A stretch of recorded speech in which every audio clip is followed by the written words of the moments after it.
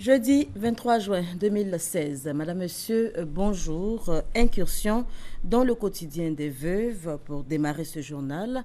C'est aujourd'hui leur journée. Ces femmes qui ont perdu leur mari font partie des populations les plus isolées et les plus vulnérables. La journée internationale des veuves instituée par l'ONU depuis 2011 est l'occasion de se pencher donc sur le quotidien souvent difficile de ces dernières. On en parle avec Serge Coléa. Ramata Tapsoba, veuve âgée de plus de 80 ans, vit au quartier Mosikro dans la commune d'Atekoubé. Elle a perdu son mari, cela fait aujourd'hui 26 ans.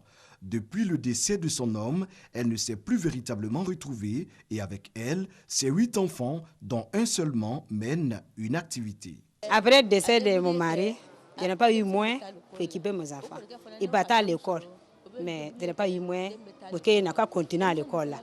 Donc ils sont restés. Sans moyens, cette femme dans le dénuement s'accroche à la vie. Quand je suis malade, en tout cas, on me donne ordonnance, je n'arrive pas à tout payer.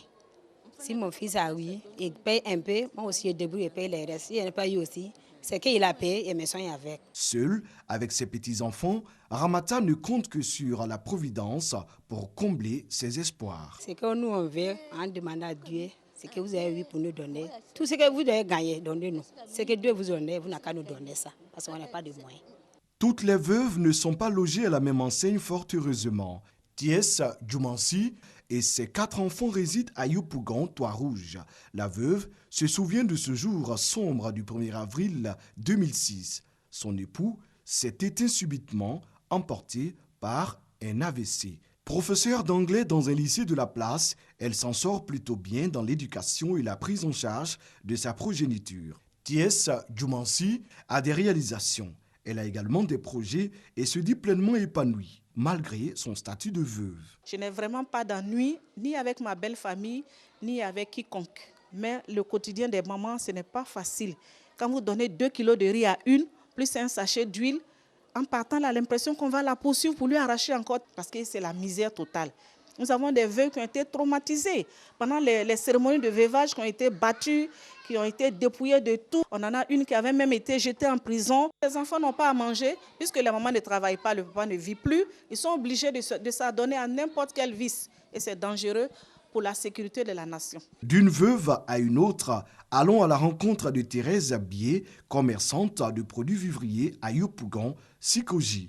24 ans après la mort de son mari, elle continue de se battre pour le devenir de ses 3 enfants. Ça n'a pas été facile, mais elle est décédée quand les enfants étaient encore très mineurs. Mais je me suis battue. Mon activité me permet quand même par jour de gagner 20 000 francs. Cette femme battante est un modèle de volonté et de courage. Mon projet vraiment, c'est de construire une maison.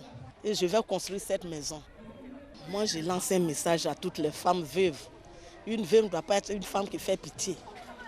Une veuve doit être une femme qui se bat, comme si son mari était encore vivant. Ramata Tapsoba, Thiès Djoumansi, Thérèse Bié, 3 veuves, même destin, mais fortunes diverses, pourrait-on dire. À travers le monde, quelques associations œuvrent à la défense des droits des femmes après le décès de leur mari. L'ONG chrétienne Minoge, le ministère international de la nouvelle génération, basé en Côte d'Ivoire, en est une. Il faut imaginer une veuve, par exemple, qui est au village, elle n'a rien, elle n'a personne, elle est malade et elle meurt comme ça, dans la solitude, abandonnée. Il y en a parce qu'elle ne gagne même pas à manger, elle meurt de faim. Ignorées par la plupart des organisations de la société civile, les veuves sont pourtant victimes des misères les plus inimaginables. Les Nations Unies estiment à 245 millions les veuves dans le monde, dont 115 millions d'entre elles vivent dans une situation d'extrême pauvreté. Pour donner une reconnaissance à la situation des veuves, l'Assemblée générale de l'Organisation des Nations Unies a proclamé le 23 juin de chaque année Journée internationale des veuves. Et c'est un sujet traité par Serge Coléa. Grossesse précoce, une des préoccupations de l'AEBF, alors campagne de sensibilisation dans le cadre de ces périodes de vacances scolaires. Grossesse en milieu scolaire, fléau raccourcissant le cursus scolaire de nombreuses jeunes filles et anéantissant les efforts financiers des parents d'élèves. En Côte d'Ivoire, Le taux est en croissance au fil des ans. Plus de 5 900 écolières et élèves en grossesse au cours de l'année scolaire 2014-2015.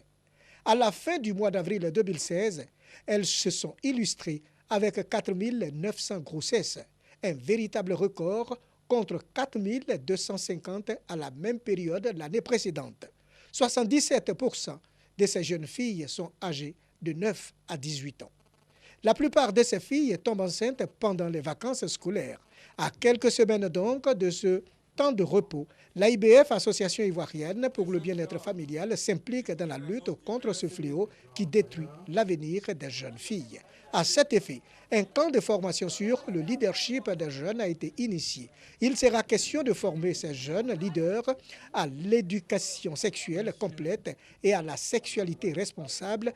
C'est le village de Koussoussou, dans la commune de Yamoussoukro, qui abrite cette première édition du camp de formation sur le leadership des jeunes.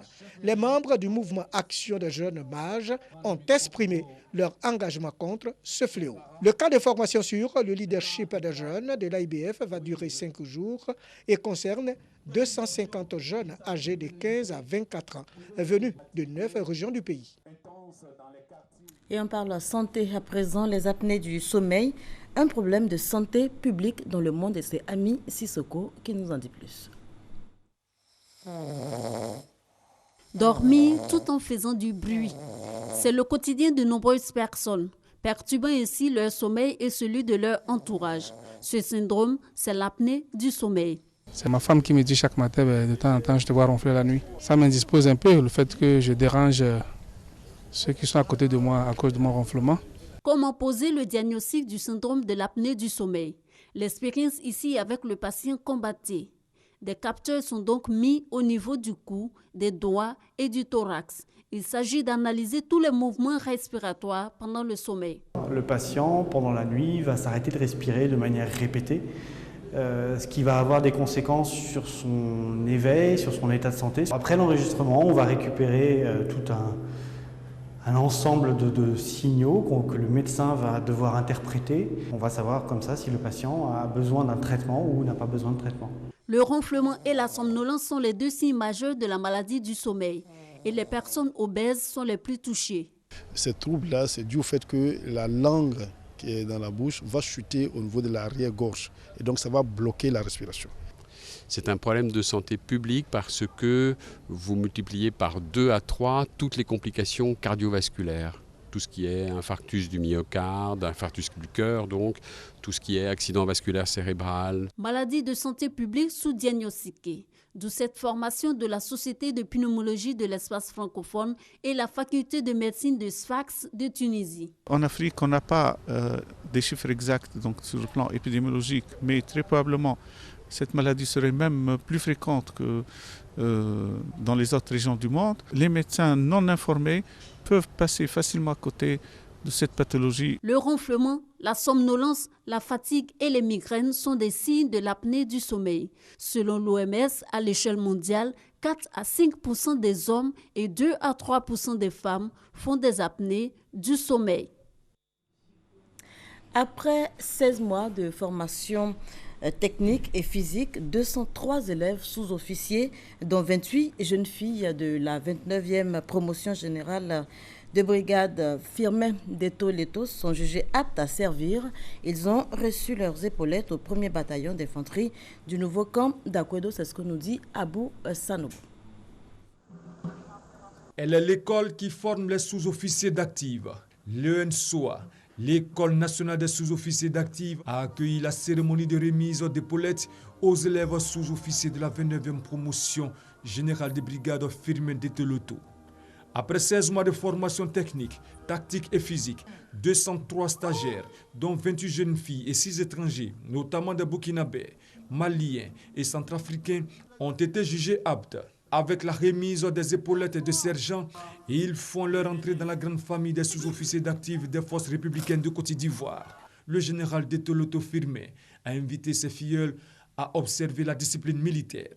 Demeurer militaire, c'est-à-dire apolitique et soucieux de préserver la sécurité des personnes et des biens, la défense des institutions de la République et du territoire national. N'oubliez jamais que seul le souci du détail vous distinguera de la multitude et que vous êtes des professionnels au conflit de la conception et de l'exécution. Le représentant de la ministre Anne-Désirée Ouloto, marraine de la 29e promotion, général Firmin Detoleto, et le représentant du ministre chargé de la Défense ont recommandé aux nouveaux sous-officiers d'active d'être des modèles dans l'exercice de leurs fonctions. Jeunes sous-officiers, vous êtes ceux grâce à qui la mission doit réussir. C'est à vous que revient la responsabilité de l'ordre ultime ou du geste décisif. Par conséquent, votre autorité ne devra souffrir d'aucune contestation. Ce galon symbolise l'achèvement de leur formation et donc leur aptitude à exercer des responsabilités humaines et techniques. Il concrétise leur adhésion définitive aux valeurs du métier militaire. La coopération entre la Côte d'Ivoire et le Portugal prend son envol. Vous le verrez en image, hier matin, 5 nouveaux accords ont été signés. Bientôt, une compagnie aérienne portugaise assurera les liaisons directes entre Lisbonne et Abidjan. Et ces accords concernent également le domaine de l'enseignement. Le portugais sera bientôt enseigné en Côte d'Ivoire, histoire de faire tomber les barrières de la langue. Les ministres Koulibaly et Sangafoa de l'Agriculture et du Développement rural et Adjoumani des Ressources animales et halieutiques à la tête d'une délégation en Guinée. Il s'agissait d'une visite de travail dans le cadre de la coopération entre la Guinée et la Côte d'Ivoire. Ils ont été reçus par le président Alpha Condé. Et justement, le président s'est dit heureux de la bonne santé des relations entre la Côte d'Ivoire et son pays. Alpha Condé qui a situé donc les enjeux de la visite de cette délégation ivoirienne. Nous y reviendrons. Journée de vote aujourd'hui en Grande-Bretagne pour ou contre le Brexit. Les bureaux de vote ont ouvert il y a seulement quelques heures. 46,5 millions de Britanniques sont appelés à décider du maintien ou non du Royaume-Uni dans l'Union européenne. Le vote s'annonce très serré. Quelles seraient les conséquences pour le Royaume-Uni? Un sujet de Salima Toudia et de Herman Guivet. Scénario noir pour l'économie britannique en cas de Brexit, à en croire les experts du FMI. La perte de nombreux marchés financiers scellés sous le pacte du libre-échange avec l'Union européenne entraînerait un ralentissement de l'économie, soit 1,7% dès cette année et 1,4% en 2017. Les experts évoquent une possible récession avec une baisse de moins 0,8%. En cas de rupture avec le marché unique européen, la livre sterling risquerait de s'effondrer face au coût élevé des produits importés. Conséquence, l'inflation grimperait à 4% en 2017 au lieu de 1,9% initialement prévu. 3 millions de Britanniques se verraient retirer l'espace Schengen et le marché commun, important vivier d'emploi pour le pays. Le taux de chômage passerait alors de 5% à 6,5% en 2018. À cette allure, la croissance du pays devrait prendre un coup. Le Brexit, bénéfique pour le pays, possible, selon les experts du FMI. Le Royaume-Uni serait alors complètement spécialisé dans les services, tandis que les secteurs manufacturiers et agricoles disparaîtraient. Pour les partisans du Brexit, ce divorce avec l'Union européenne permettra de faire diminuer le flux d'immigration. En outre, le marché européen serait déstabilisé si un pilier économique tel que le Royaume-Uni venait à partir. Certains pays de l'Union européenne verraient leur économie impactée en raison des échanges commerciaux. En cas de maintien dans l'UE, une hausse de 2,2% du PIB en 2017 serait alors attendue et le pays serait toujours au centre de négociations internationales, tant politiques qu'économiques. À la veille du référendum, 12% des votants seraient toujours indécis selon les derniers sondages qui donnent les deux camps au coude à coude. Plus de libéralisme, moins d'importance accordée à l'euro et la limitation des droits des immigrés européens sont là les quelques revendications du Royaume-Uni en désaccord avec les politiques européennes. Et le grand jour, c'est donc aujourd'hui. La France, pour terminer, la France où la marche contre la loi travail aura bel et bien lieu ce jeudi. Parcours réduit en tout cas entre la place de la Bastille et le port de l'Arsenal. Une marche sous haute surveillance. 2000 policiers mobilisés à l'occasion. Le gouvernement a donc finalement autorisé cette manifestation après l'avoir interdite, une décision qui fait grincer des dents tant du côté de la droite que de la gauche. Voilà qui met un terme à ce journal. Merci de nous avoir suivis.